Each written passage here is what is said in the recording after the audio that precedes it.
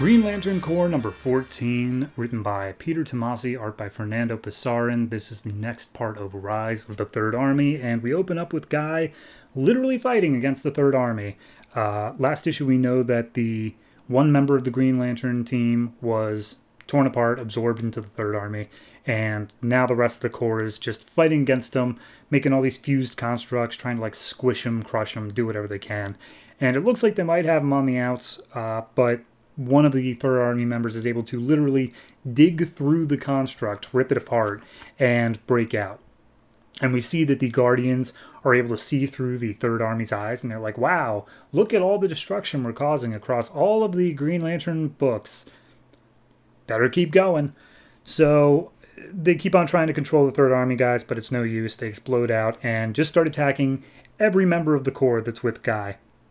And Guy's able to punch a few of them off, but every other member has their arms ripped off as to remove the rings, their hearts exploded out, and completely absorbed into the Third Army. And we see the Guy is the last man standing. Literally none of his group have survived. And he's like, oh, no, I'm sorry. That's on me. My bad. So he starts jolting away at near light speed away from the Third Army guys. And we cut back to the Guardians, who are like, well, we can't really keep up with light speed. That is kind of an issue. But, maybe Guy Gardner just did us a favor by letting his entire team die. That might work out for us after all. So they call in the whole reason the Guy split from the rest of his job he was supposed to be doing last issue was because of the mass psychotic killer named Czar, who Guy thought would be kidnapping his family. And the Guardians say, hey, Czar, so did you get through doing the thing? And Czar's like, yeah, can I go kill Guy now? And it's like, actually, no, you can't. We're going to use him for something else, but eventually you will. But you're going to wait until we tell you to, okay? And Czar's like, all right, whatever, sure. So we see Guy makes it to Earth, or rather he calls down little bubbles to Earth. I don't think he's actually there.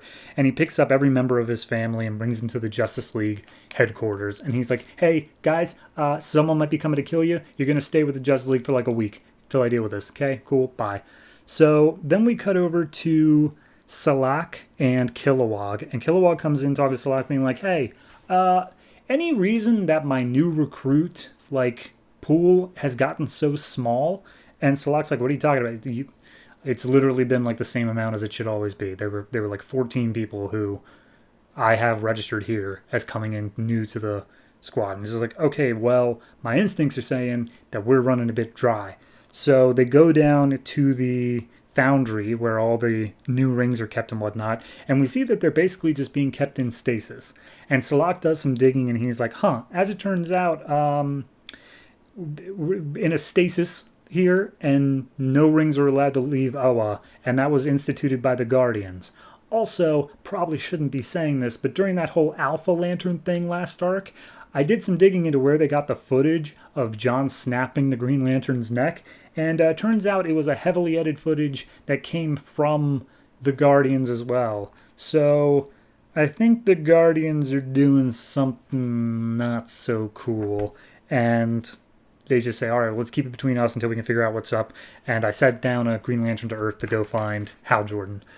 So then we cut to a Star Sapphire. It's Fatality, just going to cut to the chase. They don't show it's Fatality, but Fatality shows up. And she just starts flying away somewhere. And then we go to John Stewart, who is still following a tiny little piece of Mogo, who's trying to find Iron Giant style the rest of Mogo so he can reassemble. And as he makes it there, he's attacked by Fatality, who I guess they have a history. I don't know it, but I guess they do. So anyway, Guy finally makes it back to Oa, and he's like, hey, I'm here. Oh, should I talk to the Guardians? And Salak's like, yeah, you're going to need to talk to the Guardians. Prepare for the worst. And Guy makes the long trip down, and the Guardians are like, okay, so not only did you let your entire Corps, your entire group here, die, you also abandoned the mission that we put you on to protect, that group that was going to sign a peace treaty. And, hey, wouldn't you know it, they're all dead. They're all dead, and it's definitely not because of Czar. It's not because we sicked Czar on him. Well, I don't know why you're thinking that, but that's not what happened. They died because they wanted peace. And you were supposed to protect them. you are a bad Lantern. And Guy's like, okay, I mean, I don't think so, but you know, everyone's entitled to their opinion, I guess. And it's just like, all right, here's the deal. We want you to retire rather than firing you outright, so that way maybe you can leave with a little bit of honor. I think that's fair. Everyone else think that? Yeah, I think that's fair. And Guy's like, those things that attacked us, like with it, we're not ready for them. You need to be like prepared. It's like, yep, nope, we're dealing with it, but they're not a problem. You are right now. Okay, cool. You give us your ring. And Guy looks all defiant and proud, and he's like, all right, yeah, here's my ring. I hereby resign from the Green Lantern Corps. And the Guardians take his ring and then send him back to Earth, and he ends up in his garage, just next to his motorcycle, and that's where we leave off. Um, it's good. It's a solid issue. I think it forwards the Guy plot, which is of course the event plot. It needed to get there. It does a extra little thing of like, okay, John's just off in deep space now. He's not going to be around. Guy is out of the Corps because the Guardians are good at adapting their plans, I guess. And of course, Zar will come back at some point. So, no, it was a solid issue. I definitely enjoyed pretty much all of it. The only thing that I would critique is that the opening scene with the Third Army felt like it went on a little bit long. Like it was just kind of a gore fest for a little bit of showing everyone change. But I think that if you're not reading the other Green Lantern books, that is a necessity. Like you need to be able to know what their actual threat is if you're not doing all of the books. So overall, I'm going to give this one I'll give it like a 7.5. It's good. It's solid. It is probably the low point of the arc, not in quality, but just in terms of like mood. Like, okay, this is where everyone's at their lowest. He's lost his core. He's lost his ring. What will Guy do?